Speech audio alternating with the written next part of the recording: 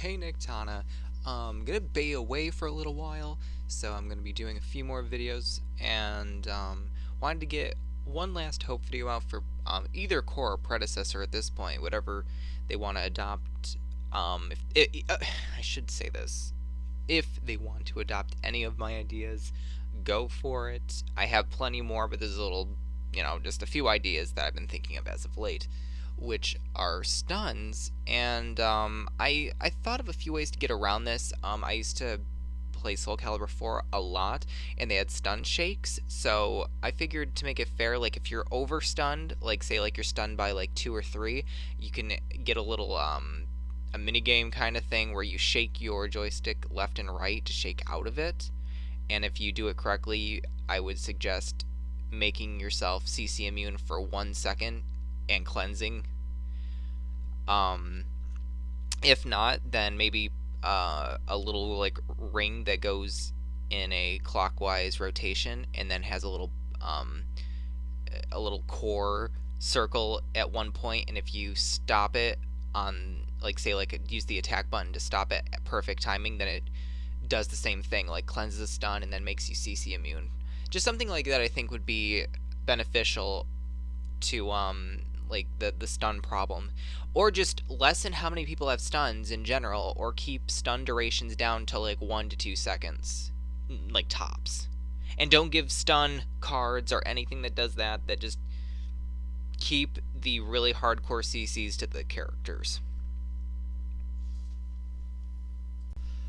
So as I've mentioned, I've been focusing more on core, but I have to say I'm really excited about core and predecessor because they are using the same assets, but it feels like two very different games.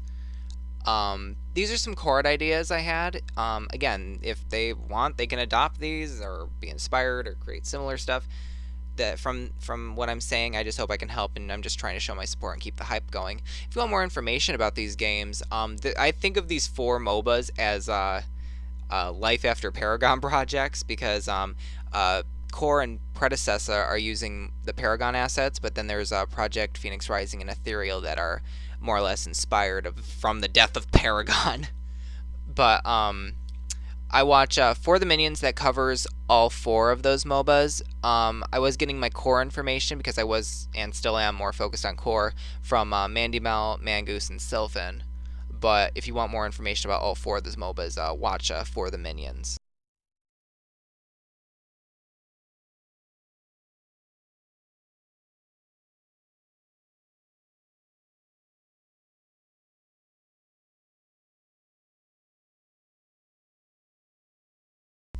So as a Sareth main, I've played her in every role, but I wanted to main her in solo and carry. I did play jungle the most, but I feel like I have a way to make this a little more balanced and a little more viable for her to be a carry or solo. Okay, so in my solo days, I was always paired up against a fucking Twin Blast and the Fae. That was like, no matter if it was bots or humans, they always had that damn couple in my lane. And if you survived them, I mean, usually death knew your name right when you saw them. But if you think that's bad, here comes Countess. But, okay, so I figured that the best way to do this is give her a meter. You could call it the Vigilant Meter if you wanted to. Or Greater Judgment.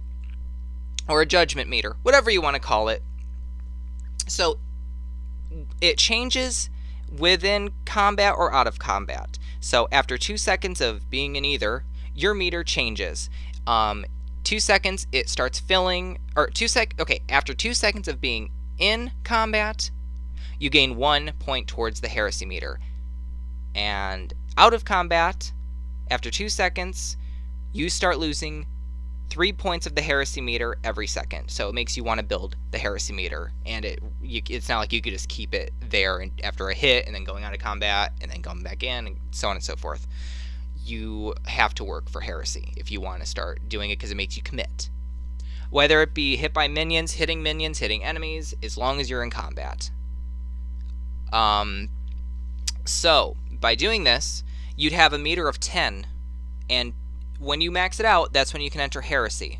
But you have to commit and start hitting people and causing damage to stay in combat and stay in heresy. Otherwise, you're just gonna go back to her purity state.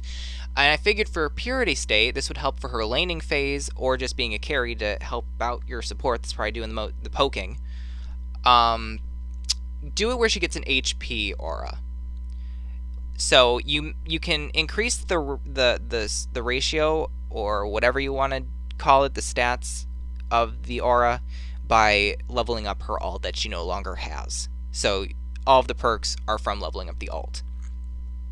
So when she's in purity stance, I say her ascend when she's at max altitude before she slams down shouldn't be hit. When she's going up, that's fine. When she's actually at her highest altitude, make it where she cannot be hit by attacks or abilities. Or when she lands, give her a shield of 100 hit points or something that doesn't make it so punishable in her light form. Don't give her any of these perks if she's in the dark form. Those are offensive perks. Give her defensive perks when she is in her pure form. And then for like the aura, it would help out your carry, or it would help out your support, or if you're in solo lane for the health, because I always found trying to keep my health up as Sareth was a pain in the ass if I didn't have the Heaven's Fury. Love that move. So for her light form, give her the HP, but for her dark form, give her all of the buffs that apply to her heresy fire stacks, or whatever you want to call it. So Heresy Fire, if applied to an enemy, would give them perhaps 10 damage reduction, and then as Sareth, you would apply tick damage over time of maybe like 5, 10 to 15 damage per tick for when she hits you with a basic attack. So abilities can apply one stack, but her basic attacks can stack it up faster, so make it like that. And I think that'd be better fit for her, where she could always have, or she could theoretically be in Heresy for a lot longer, but just downgrade the effects just a little bit, and then give her perks for being in purity form that make her a little more of a passive-aggressive kind of character, but you can play her any way you want. Either you commit and stay in Heresy, or you play more defensive, be on the outskirts, giving your team, like, you know, she could be the first one in and the first one out. Like, you can either lead the team into battle with Heresy, or you can lead the team out with your health perk, giving them the aura of, like, health per second. And that's really all I have to say about that. I mean, Chastity can still be the slow and stuff. Just take out the alt, make it a meter. This is Niktana. Thank you for watching, and if you liked or disagree, or if you disagree or agree, then comment. And yeah, that's the whole point of having this conversation. So thank you.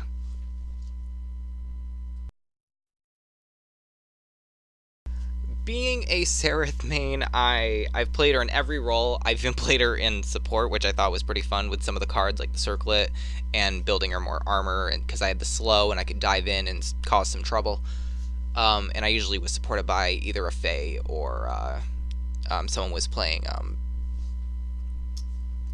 what? Okay, I found this on the web. For being a Sareth main, one-eye guy player in every role, a two-player in clay, and building or more are slow in a dive and is causing trouble him and I by cops.